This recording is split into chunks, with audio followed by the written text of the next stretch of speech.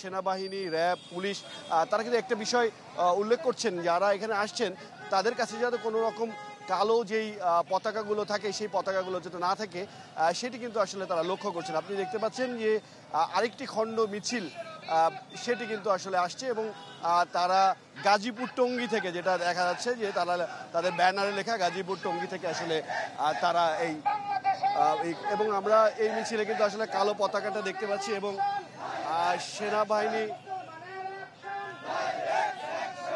এবং দেখতে পেলেন আপনারা আসলে কালো পতাকা, যে পতাকাগুলো আসলে কালো পতাকা নিয়ে যারা আসছেন কিংবা কালো প্ল্যাকার্ড নিয়ে যারা আসছেন এই ধরনের পতাকা তাদেরকে কিন্তু আসলে নিষেধ করা হচ্ছে এবং যারা সাধারণভাবে উচ্ছৃঙ্খলতা করছেন না তাদেরকে কিন্তু কোনো রকম কোনো অপ্রীতিকর ঘটনা কিংবা কোনো রকম কোনো বাধার সম্মুখীন হতে হচ্ছে না।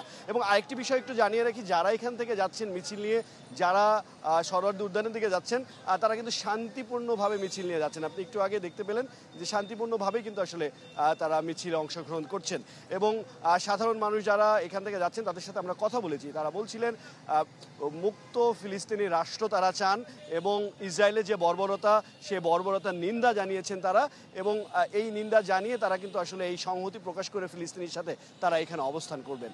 এটি ছিল এখান থেকে সর্বশেষ তথ্য। সুস্মিতা। হিরণ খান, আপনাকে ধন্যবাদ। রাজধানী কাকরাইল থেকে যুক্ত হয়েছিলেন হিরণ খান।